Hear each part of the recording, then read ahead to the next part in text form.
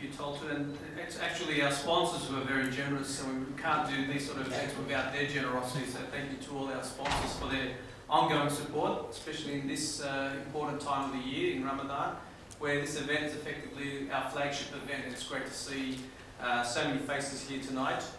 And it's great to see Ahmed Pollard's extended family, because he keeps on telling me he's got many uncles and aunts in Melbourne, and I'm great to have met some of you, and I look forward to meeting many of you either tonight or throughout the days to come. I'd like to also start off by acknowledging the traditional owners of the land upon which we gather, and pay my respects to their elders past and present. And I'd also like to thank our co-hosts for this evening, the Deputy Premier James Merlino and Ms. Inga Pavlich, for their support in making tonight a reality and to making it an event which is accepted by the people of Victoria. By it being hosted as a state parliament, if done, it's great to see that like I said, the community and the constituents of Victoria have embraced this Ramadan concept. So thank you very much for your support tonight and your ongoing support generally. Really appreciate that. Also want to acknowledge all our parliamentarians who are here tonight. I'm not going to go through the list as has been done already. I'd also like to acknowledge our councillors, the Consular Corps, the many public servant leaders, the academics, members from media, Muslim community leaders, sports, arts and entertainment, and in particular our keynote speaker tonight, Andrew Ingliston, who will be saying a few words shortly. Thank you very much for accepting the offer. All community and religious leaders, welcome one and all.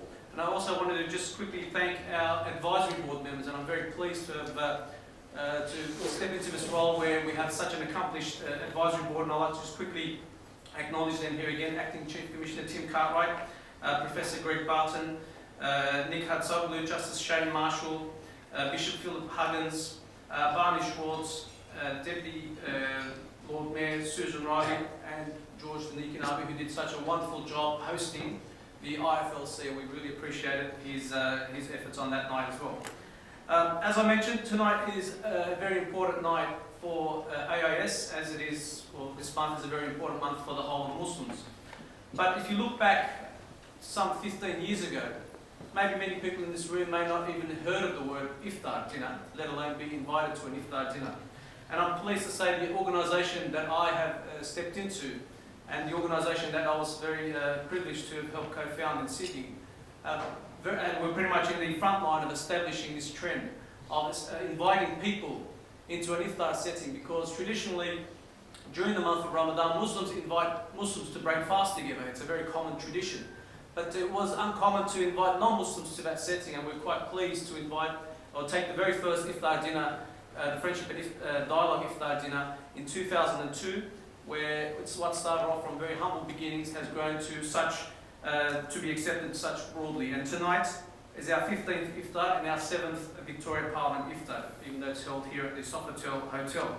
And I also want to take this opportunity to pay respect and homage to my predecessor, Ahmed Burhan Pollard, for his outstanding work, and I look forward to continuing the mission with the support of the AIS team. It's not a one-man operation here. We've got a really resilient team behind me, and I'm very fortunate to benefit from their experience and their energy and enthusiasm.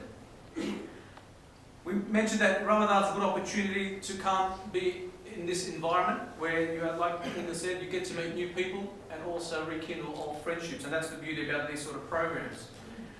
The other important thing is that we're now seeing many organisations taking the lead in establishing iftar programs, and it's great to see that this is becoming a month for everyone, where the whole community and whole society is starting to support this initiative, because it's basically about inviting people together on the core principles of sharing what is our common values, and that is of mutual respect, understanding and acceptance.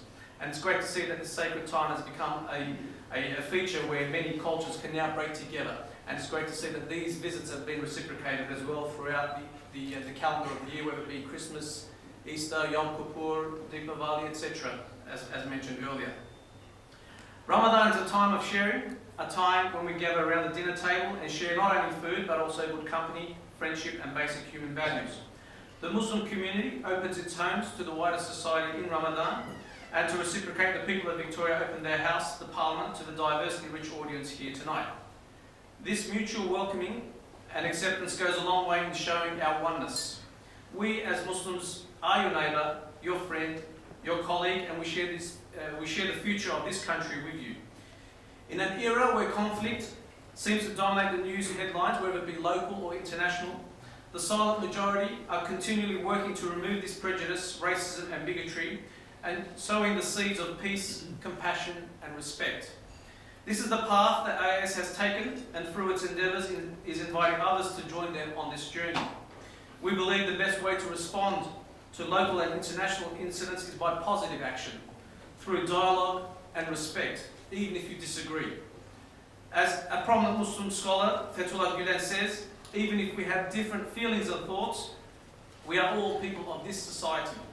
Even though we may not have common ground on some matters, we all live in this world and we are passengers on the same ship.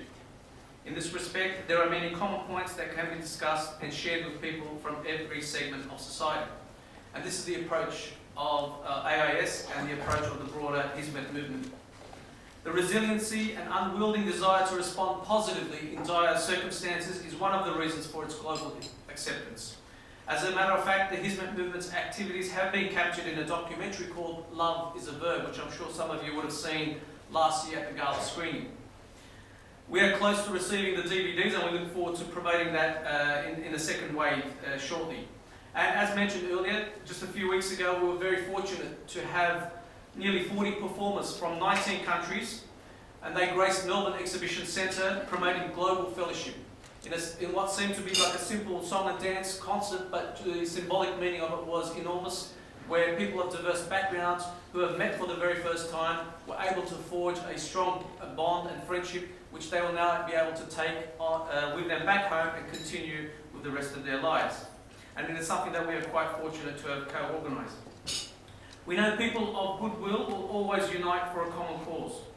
They will rally to uphold the common values and bind us all together.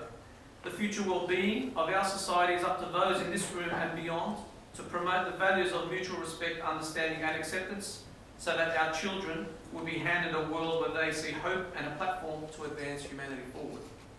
Once again, I wish that this holy night will open the doors of mercy upon us all. I greet everyone with the deepest respect, and Ramadan Mubarak to you all.